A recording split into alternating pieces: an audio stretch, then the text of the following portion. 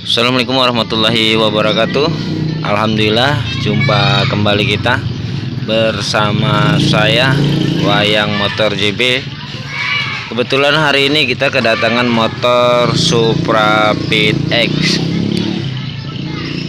Dengan keluhan motor ini terasa agak berisik sedikit, ada suara tik tik tik tik tik tik atau segala macam. Untuk lebih pasnya sebaiknya kita sama-sama dengarkan seperti apa keluhan konsumen dengan suara yang ada di motornya. Langsung aja kita engkol, hidupkan.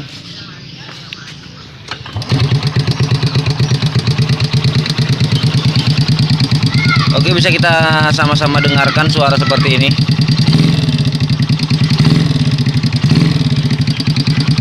Untuk suara seperti ini bisa kita ambil kesimpulan ada dua hal.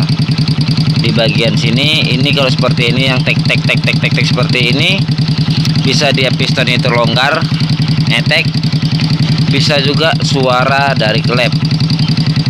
Tidak boleh kita ambil langsung kesimpulan begitu saja. Untuk kita pemula, kalau memang kita sudah paham dan pasti, bisa kita pastikan bahwasanya itu pistonnya atau klepnya. Tapi kita untuk pemula, kita harus cek satu persatu dulu. Selain kita mendengarkan suaranya, kita harus cek satu persatu. Nah, di sini kita buka dulu tutup klepnya.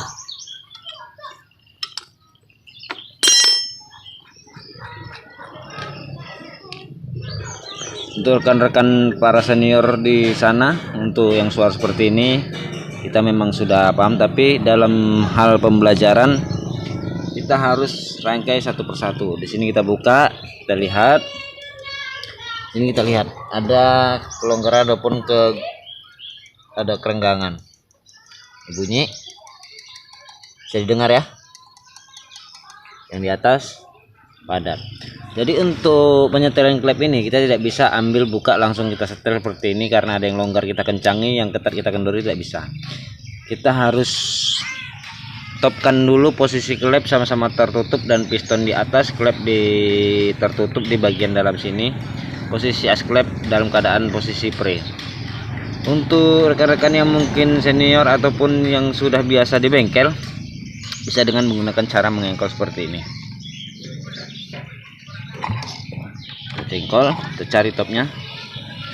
Ini sudah tertahan. Kita lihat topnya. Sini sudah sama-sama longgar ya, sudah lihat. Ini goyang, dan ini juga pastinya goyang. Bisa didengar suaranya, bisa dilihat.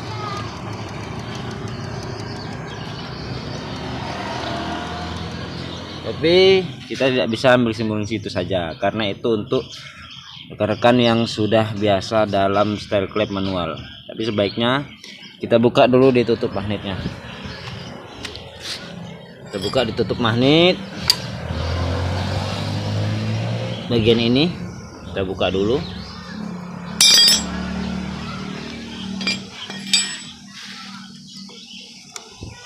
Kita buka juga tutup atasnya.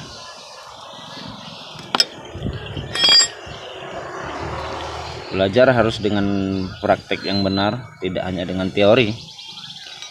Kita ambil kunci 14D ataupun 14 sok, bisa kita putar. Kita putar bagian magnet seperti ini.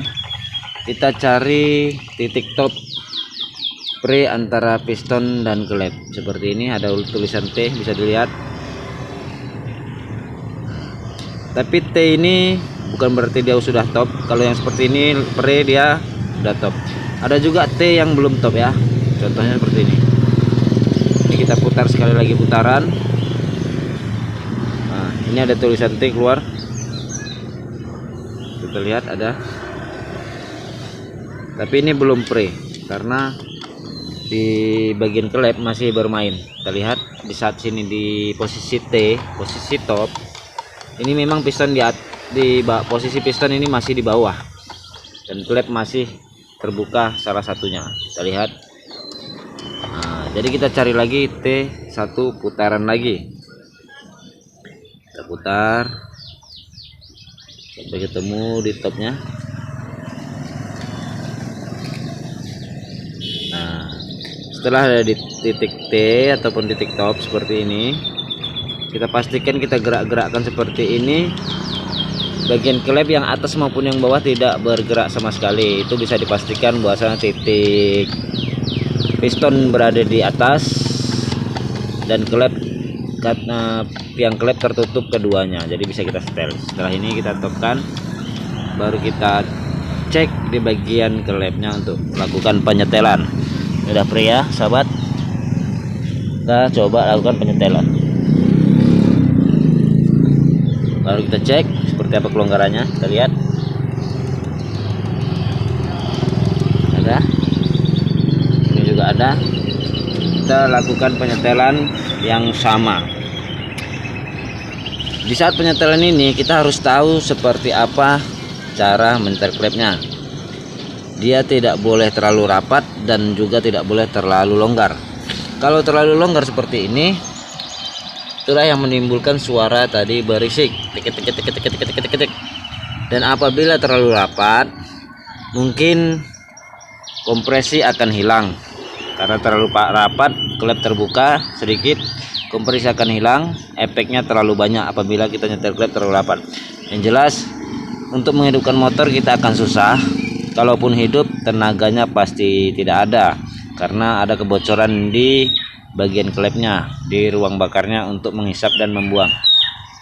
Jadi kita harus pas. Jadi untuk kepadatan klep ini harus kita sesuaikan dengan perasaan. Kalau yang nggak punya pilar, kalau yang memiliki pilar bisa digunakan pilar untuk mengukur kerenggangan pelatuk klep dengan klepnya. Jadi usahakan jangan terlalu rapat.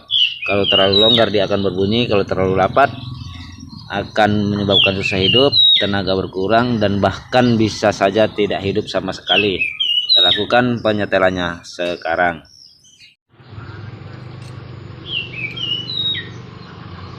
Kita paskan dulu, ini kuncinya 89, kita ambil di 9 ring. Kita masukkan dulu kunci L klepnya untuk menahan kelonggarannya. Kita putar, kita renggangkan dulu murnya. Setelah itu kita kunci di bagian pelatuk klepnya yang tengah. Kita kunci balik sedikit, jangan kuat-kuat untuk kita rasakan. Kalau belum, kita bisa setel balik.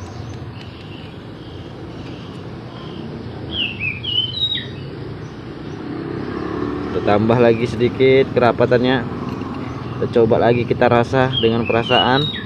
Kalau yang buat kita yang tidak memiliki pilar, jadi kalau memiliki pilar untuk pengukuran kerapatan dan keranggangannya bisa digunakan pilar seperti ini. Kita coba. Menurut saya sini sudah agak pas, tidak terlalu rapat dan tidak terlalu longgar. Kita tahan yang bagian tengah dengan menggunakan kunci L yang berlubang ini. Kita kencangi. Setelah itu kita ambil yang bagian atas seperti itu. Karena kita manual dalam penyetelan klep tanpa pilar. Pilar itu fungsinya untuk mengukur kerapatan dan kerenggangan pada sisi bagian pelatuk klep dan klepnya. Jadi kita rasakan dengan rasa dan perasaan kita saja, jangan terlalu rapat dan jangan terlalu longgar. Terlalu rapat itu tadi seperti yang saya ungkapkan, bisa dia banyak efek dari kerapatan klep ini. Bisa dia tidak mau hidup sekali, bisa walaupun hidup bisa mengurangi tenaganya dan kompresinya yang pasti. Kita rasa cukup dengan perasaan karena kita tidak memiliki pilarnya. Kita kunci, kita paskan, kita buat sama yang atas dengan yang bawah.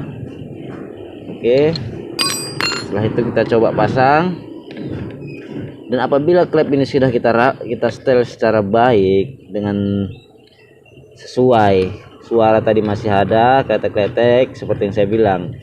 Suara seperti itu ada dua kemungkinan, yaitu di bagian kelonggaran untuk klep dan juga kelonggaran pada piston. Walaupun dia tidak berasa, piston bisa longgar, suaranya akan menjadi seperti itu. Ini hanya untuk memastikan teori-teori yang sering disebutkan dengan cara mendengarkan kerusakan mesin melalui menghidupkan mesin yang kita dengarkan. Jadi ini kita tidak hanya untuk mengikuti teorinya, kita cek satu persatu suara tersebut apakah itu suara piston ataukah dari kelonggaran pada klepnya. Kita coba hidupkan.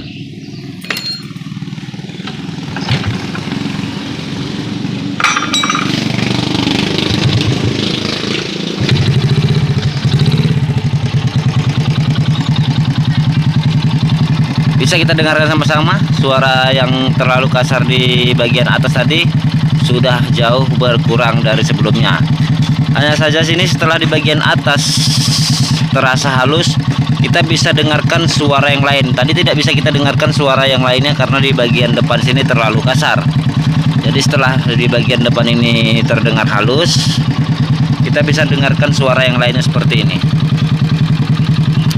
Ini suara tiang kuras yang sudah mulai longgar ya kawan-kawan. Jadi itu kita abaikan dulu karena tugas kita dari pemiliknya untuk memeriksa suara kemelitik yang ada di bagian head axle ini. Kita matikan dulu. Jadi seperti itu untuk pengecekan mesin, kerusakan mesin dengan kita mendengarkan suaranya dulu sebelum melakukan pembongkaran. Jadi walaupun kita sudah terbiasa mendengarkan suara mesin dengan kerusakan-kerusakan yang bermacam-macam, untuk kali ini kita lakukan pembelajaran. Walaupun kita sudah bisa pastikan bahwa itu klepnya atau piston yang bunyi, tapi perlu kita cek kembali ke mesinnya. Kita buka dulu bagian tutup klepnya, kita lihat seperti apa kelonggaran dan kerenggangan klepnya. Setelah dipastikan dia bagus klepnya, berarti bisa kita pastikan kalau pistonnya bunyi. Kalau ini tadi udah kita buka di bagian setelan klepnya, itu terlalu longgar, yang bisa sama-sama kita lihat tadi videonya. Jadi udah kita lakukan penyetelan dan akhirnya suaranya sedikit berkurang dari yang tadi, sedikit halus, lebih mantap dari yang sebelum kita setel tadi. Jadi untuk cara penyetelannya seperti itu ya. Mungkin kalau yang sudah biasa bisa dengan cara manual dengan mengengkol di sini. Tapi kalau yang masih dalam tingkat pembelajaran, masih bisa kita buka putar dari bagian mana tadi untuk di titik topnya. Tapi ingat, di titik top T itu belum tentu dia sudah piston sudah di bagian atas dan katup klep tertutup keduanya. Bisa jadi piston sedang di bawah dan klep terbuka karena harus diputar kembali, dia 2 putaran baru dapat di titik TMA.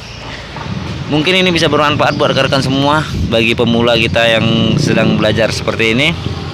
Buat anak-anak sekolah yang ingin motornya diperbaiki sendiri di rumah, bisa ikuti teori-teori dari kita. Mudah-mudahan cukup bermanfaat, sebab berbagi itu lebih baik. Sebaik-baik ilmu ialah ilmu yang bermanfaat bagi diri sendiri dan juga orang lain. Billahi taufiq wal hidayah. Assalamualaikum warahmatullahi wabarakatuh. Sampai jumpa di video yang akan datang.